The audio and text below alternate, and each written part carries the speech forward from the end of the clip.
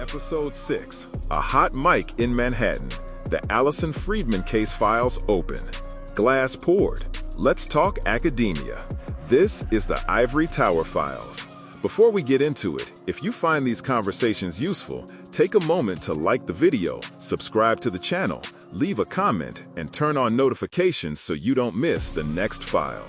Tonight's drink is a gold rush. Bourbon, lemon, honey. A cocktail that looks simple on paper, but depends entirely on balance.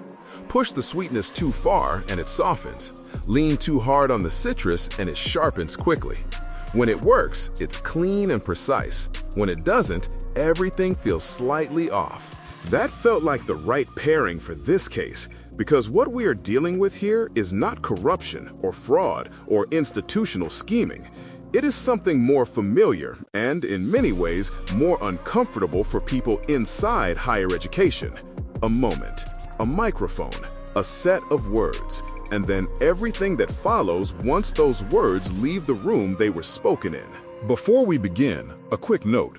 This episode discusses publicly reported events involving a faculty member at a public university, including statements that have been widely characterized as offensive and harmful.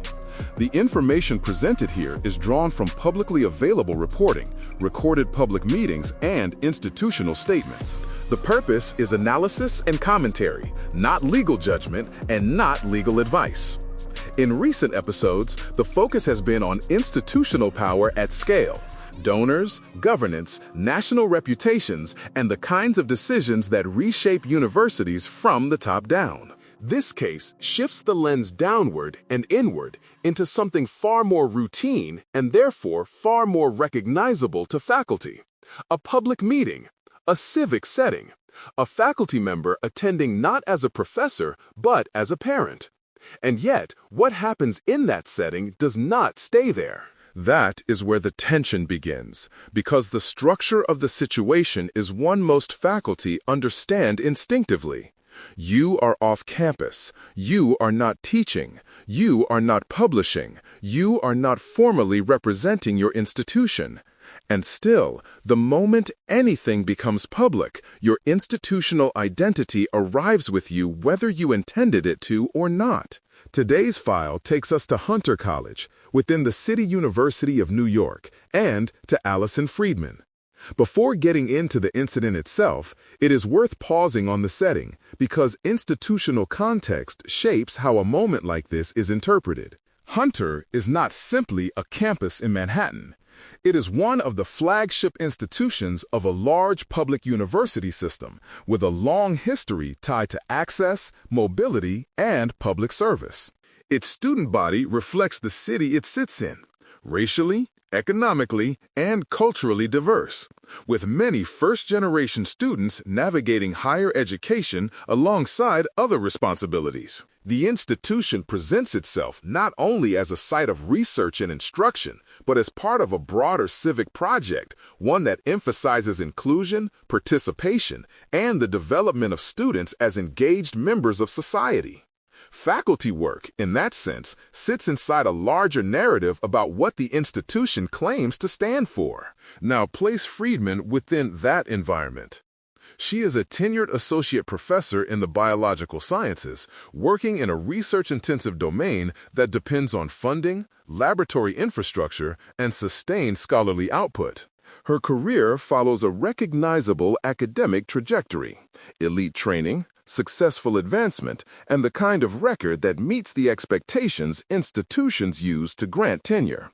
In other words, she has already cleared the most consequential internal threshold in academic life, which is precisely why the case becomes more complicated, not less. Because once tenure is in place, the question shifts.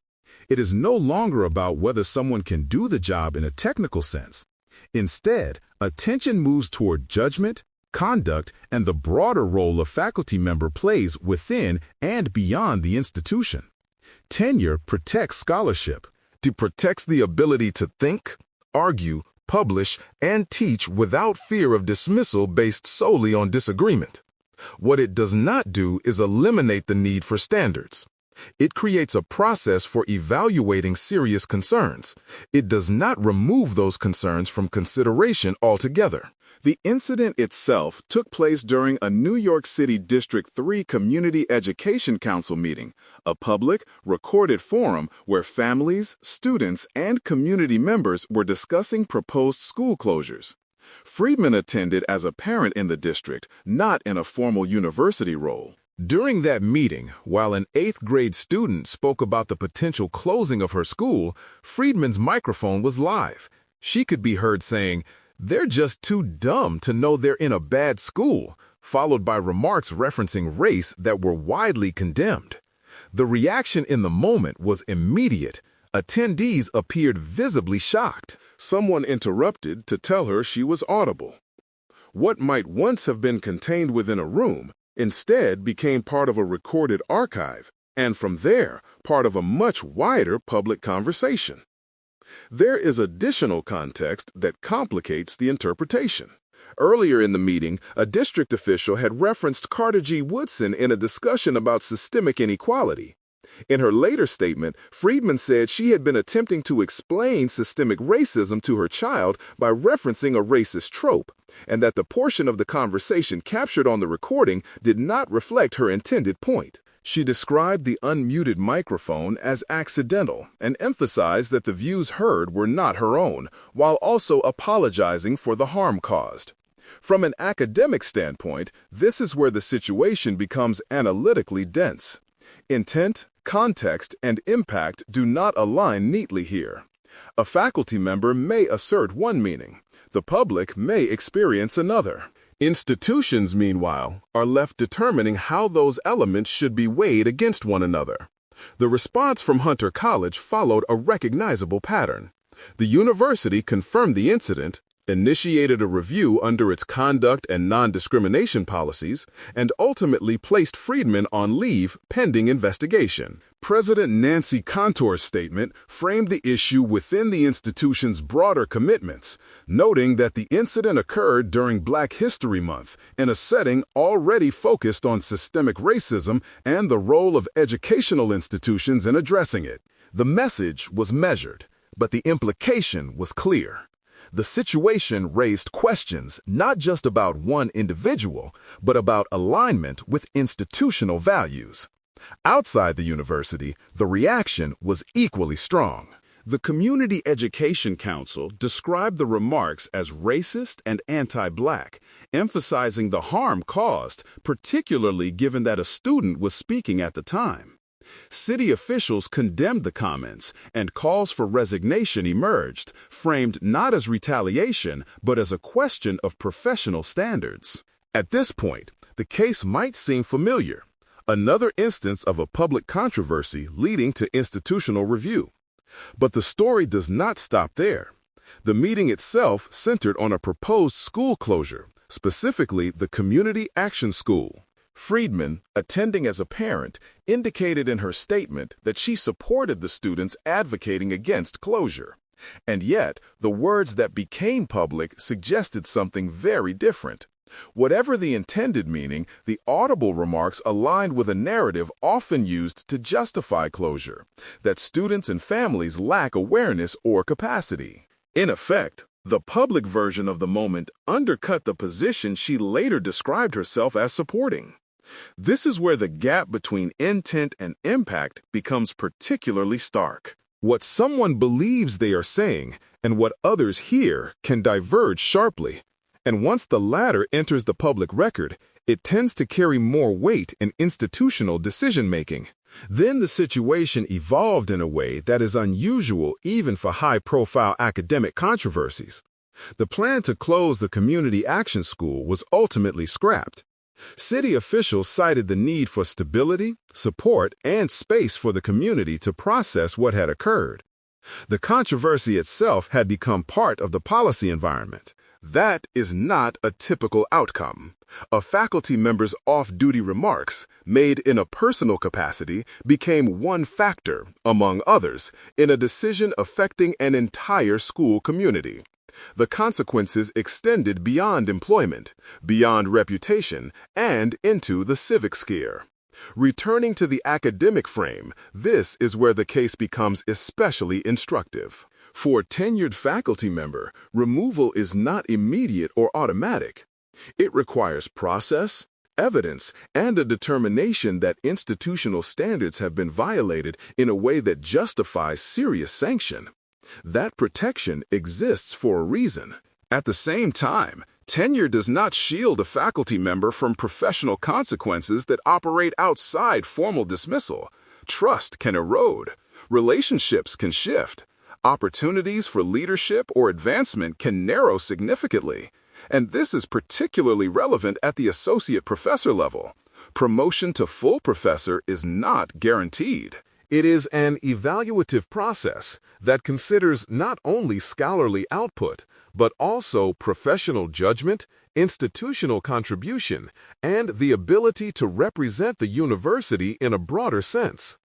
A committee reviewing such a case is not simply asking whether the CV remains strong. It is also asking whether the faculty member reflects the level of academic citizenship and institutional alignment associated with the rank.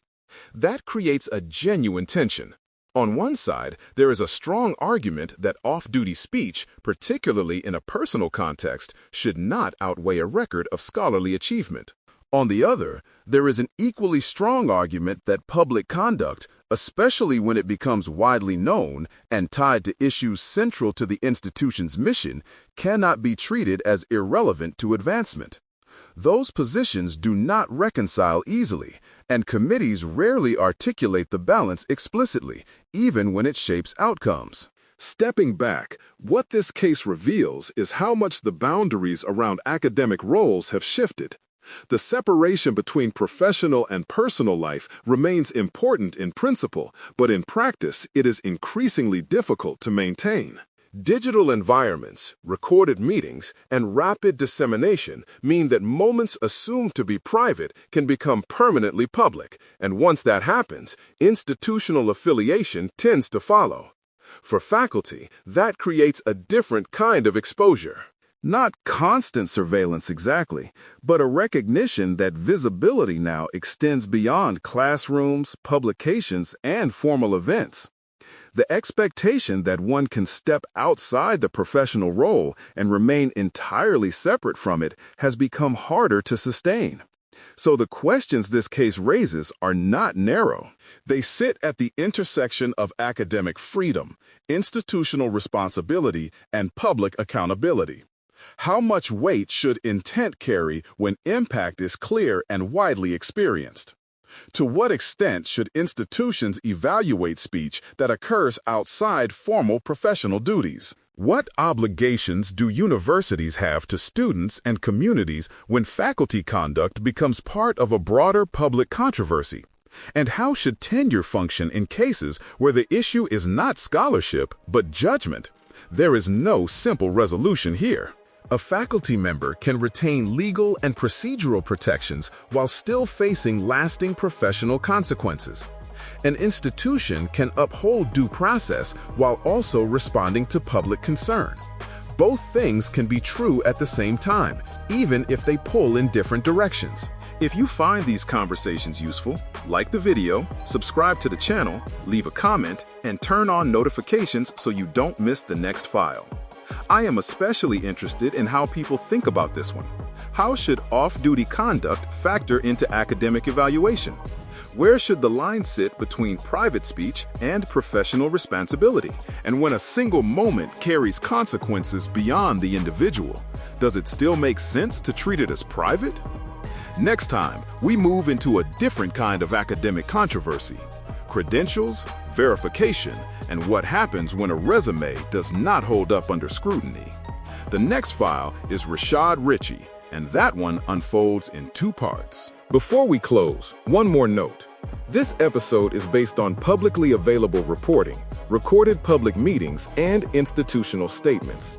The purpose is analysis and commentary within an academic context. It is not a determination of facts beyond what has been reported, and it is not legal advice. That's the file. Files closed. Glass empty.